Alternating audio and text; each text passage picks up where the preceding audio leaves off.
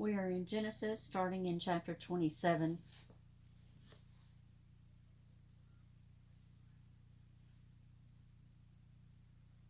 Genesis 27. When Isaac had grown old and his eyes were so weak that he could no longer see, he summoned his elder son, Esau. "Son," he said, and Esau replied, "Here I am." He then said, "Look, I am old, and do not know when I may die. Now take your weapons, your quiver and bow, go out into the country and hunt me some game. Make me the kind of appetizing dish I like, and bring it to me to eat, and I shall give you my special blessing before I die." Rebekah was listening while Isaac was talking to his son Esau. So when Esau went into the country to hunt game for his father, Rebekah said to her son Jacob, "I have just heard your father saying to your brother Esau, 'Bring me some game and make an appetizing dish for me to eat, and then I shall bless you in Yahweh's presence before I die.' Now, son, listen to me and do as I tell you. Go to the flock and bring me back 2 good kids, so that I can make the kind of special dish your father likes. Then take it to your father for him to eat, so that he may bless you before he dies." Jacob said to his mother Rebekah, "Look, my brother Esau is hairy, while I am smooth-skinned. If my father happens to touch me, he will see I am cheating him, and I shall bring a curse down on myself instead of a blessing." But his mother replied, "On me be the curse, my son. Just listen to me. Go and fetch me the kids." So he went to fetch them and brought them to his mother, and she made the kind of special dish his father liked. And Rebekah took her elder son Esau's best clothes, which she had at home, and dressed her younger son Jacob in them, covering his arms and the smooth part of his neck with the skins of the kids. She then handed the special dish and the bread she had made to her son Jacob. He went to his father and said, "Father." "Yes," he replied. "Which of my sons are you?" Jacob said to his father, "I am Esau, your firstborn. I have done as you told me. Please sit up and eat some of the game I have brought, and then give me your soul's blessing." Isaac said to his son, "Son, how did you succeed so quickly?" He replied, "Because Yahweh your God made things go well for me." Isaac said to Jacob, "Come closer, son, so that I can feel you and be sure whether you really are my son Esau or not." Jacob went closer to his father Isaac, who felt him and said, "The voice is Jacob's voice, but the arms are the arms of Esau." He did not recognize him, since his arms were hairy like his brother Esau's, and so he blessed him. He said, "Are you really my son Esau?" And he replied, "I am." Isaac said, "Serve it to me so that I can eat my son's game and give you my special blessing." He served it to him, and he ate. He offered him wine, and he drank. His father Isaac said to him, "Come closer and kiss me, son." He went closer and kissed his father, who sniffed and smelled of his clothes. Then he blessed him, saying, "Ah, the smell of my son is like the smell of a fertile field, which Yahweh has blessed. May God give you dew from heaven and the richness of the earth, abundance of grain and wine. Let peoples serve you and nations bow low before you.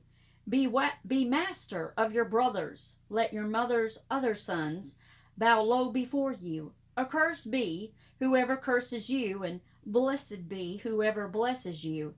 As soon as Isaac had finished blessing Jacob, and just as Jacob was leaving his father Isaac, his brother Esau returned from hunting. He too made an appetizing dish and brought it to his father. "Father, please eat some of your son's game, and then give me your special blessing." His father Isaac asked, "Who are you?" "I am your firstborn son, Esau," he replied. At this Isaac was seized with a violent trembling, and said, "Who was it, then, that went hunting and brought me the game? I finished eating it just before you came. I blessed him, and now blessed he will remain." On hearing his father's words, Esau cried out loudly and bitterly and said to his father, "Father, bless me too." But he replied, "Your brother came by fraud and took your blessing." Esau said, "His name should be Jacob, right enough, for he has now supplanted me twice. First he took my birthright, and look, now he has gone, and taken my blessing. But, he added, have you not kept a blessing for me? Isaac replied to Esau, I have already made him your master. I have given him all his brothers as servants. I have given him grain and wine to sustain him. So what can I do for you, son? Esau said to his father, Can you bless only once, father? Father, bless me too. Isaac remained silent, and Esau began to weep aloud. Then his father Isaac spoke again and said, Far from the richness of the earth and the dew of heaven above, your home will be. But your sword you will live. By your sword you will live, and your brother will serve you. Will you serve? But when you win your freedom, you will shake his yoke off your neck. Esau hated Jacob because of the blessing his father had given him. And Esau said to himself, The time to mourn for my father will soon be here. Then I shall kill my brother Jacob. When the words of Esau, her elder son, were repeated to Rebekah, she sent for her younger son Jacob and said to him, Look, your brother Esau means to take revenge and kill you.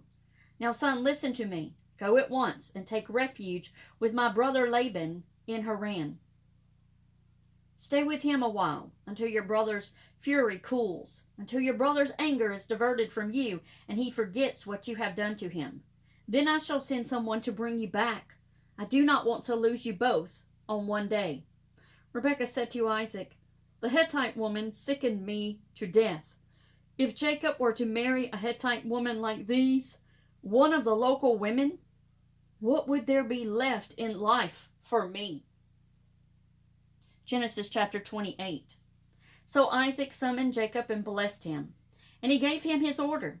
You are not to marry any of the Canaanite women. Go off to Padan Aram, the home of Bethuel, your mother's father, and there choose a wife for yourself from the daughters of Laban, your mother's brother. May El Shaddai bless you. May he make you fruitful and make you multiply so that you become a group of nations. May he grant you the blessing of Abraham, you and your descendants after you, so that one day you may own the country where you are now living as a stranger, which God gave to Abraham. Then Isaac sent Jacob away, and Jacob went to Padan Aram, and to Laban, son of Bethuel, the Aramean, and brother of Rebekah, the mother of Jacob and Esau. When Esau saw that Isaac had blessed Jacob and sent him to Padan Aram to choose a wife there, and that in blessing him, he had given him this order, You are not to choose a wife from the Canaanite women, and that in obedience to his father and mother, Jacob had gone to Padan Aram. Esau then realized how much his father Isaac disapproved of the Canaanite women. So Esau went to Ishmael and chose for a wife, in addition to the wives he had, Mahalath, daughter of Abraham's son Ishmael, and sister of Nebaioth. Jacob left Beersheba and set out for Haran. When he had reached a certain place, he stopped there for the night, since the sun had set. Taking one of the stones of that place, he made it his pillow and lay down where he was. He had a dream. There was a ladder planted on the ground with its top reaching to heaven, and God's angels were going up and down on it. And there was Yahweh standing beside him and saying, I, Yahweh, am the God of Abraham your father, and the God of Isaac. The ground on which you are lying I shall give to you and your descendants. Your descendants will be as plentiful as the dust on the ground. You will spread out to west and east, to north and south, and all clans on earth will bless themselves by you and your descendants. Be sure I am with you. I shall keep you safe wherever you go and bring you back to this country, for I shall never desert you until I have done what I have promised you. Then Jacob awoke from his sleep and said, Truly, Yahweh is in this place, and I did not know. He was afraid and said, How awe-inspiring this place is. This is nothing less than the abode of God, and this is the gate of heaven. Early next morning, Jacob took the stone he had used for his pillow and set it up as a pillar, pouring oil over the top of it. He named the place Bethel, But before that the town had been called Luz. Jacob then made this vow: if God remains with me and keeps me safe on this journey I am making, if he gives me food to eat and clothes to wear, and if I come home safe to my father's home, then Yahweh shall be my God. This stone I have set up as a pillar is to be a house of God, and I shall faithfully pay you a tenth part of everything you give me.